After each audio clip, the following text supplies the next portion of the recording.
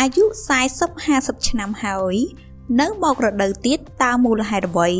ជាទូទៅស្ត្រីចាប់ពីអាយុ45ដល់55ឆ្នាំអាចឈានទៅដល់វ័យអស់រដូវប្រសិនបើពុំមករដូវរយៈពេលជា1ឆ្នាំទោះជាយ៉ាងនេះក្តីស្ត្រីមួយចំនួនអាចនៅតែបន្តធ្លាក់ឈាមជាច្រើនដងដែលកត្តានេះបណ្ដាលឲ្យយើងមានអារម្មណ៍សៅហ្មងក្នុងចិត្តនិងងើងឆ្ងល់ជាខ្លាំងអំពីមូលហេតុដែលនាំឲ្យមានការធ្លាក់ឈាមបែបនេះពិតណាស់អាការៈធ្លាក់ឈាមមកក្នុងវ័យអស់រដូវអាចជាសញ្ញានៃហានិភ័យសុខភាពជាច្រើនដែលយើងចាំបាច់ត្រូវតែធ្វើការតាមដានដោយយកចិត្តទុកដាក់និងត្រូវស្វែងរកការព្យាបាលឲ្យទាន់ពេលវេលាយ៉ាងណាមិញកត្តាដែលធ្វើឲ្យយើងធ្លាក់ឈាមបន្ទាប់ពីអស់រដូវមានដូចខាងក្រោម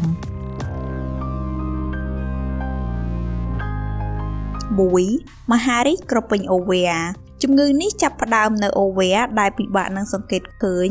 ហើយវាអាចសាយភាយទៅកាន់ផ្នែកដទៃទៀតនៃរាងកាយដូចជាក្រពះនិងឆ្អឹងអាងត្រគាកដែលជាហេតុបណ្ដាលឲ្យមានការធ្លាក់ឈាមខុសប្រក្រតីបែបនេះ 2. ស្រទាប់ផ្នែកខាងក្នុងស្បូនស្ដើង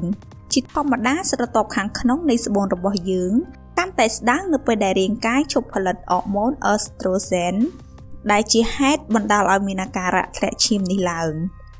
3. របួសឆ្អឹងអាងត្រគាកជាមួយគ្នានេះដែរហេតុផលផ្សេងទៀតដែលអាចបង្កឲ្យមានការធ្លាក់ឈាមខុសធម្មតានេះអាចមកពីរបួសនៅតំបន់អាងត្រគាក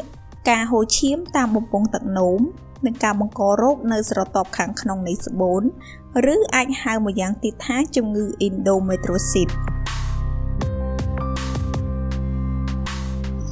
4. មហារីកផ្នែកខាងក្នុងនៃស្បូនសម្រាប់ជំងឺមហារីកស្រទាប់ខាងក្នុងស្បូនវិញគឺច្រើនតែកើតឡើងបន្ទាប់ពីការអស់រដូវ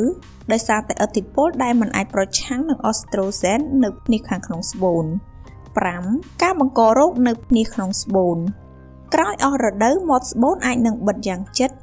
ហើយការបញ្ចេញបានប្រមូលផ្ដុំនៅក្នុងប្រហោងស្បូនដែលបណ្ដាលឲ្យមានការឆ្លងមេរោគនៅភ្នាសក្នុងស្បូននិងនាំឲ្យមានការធ្លាក់ឈាម 6. ការប្រើប្រាស់ថ្នាំបន្ថែមពីនេះការប្រើប្រាស់ថ្នាំមួយចំនួនដូចជាការព្យាបាលដោយអរម៉ូនថ្នាំតាម៉ូស៊ីហ្វេននិងប្លាស៊ីនឺជាដើមក៏អាចបង្កឲ្យមានផលប៉ះពាល់ដូចជាការធ្លាក់ឈាមនេះផងដែរ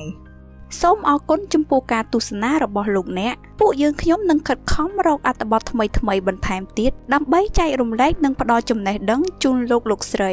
នៅអ្វីដែលក្រុមពួកយើងបានដឹងនិងស្រាវជ្រាវកន្លងមកសូមអរគុណ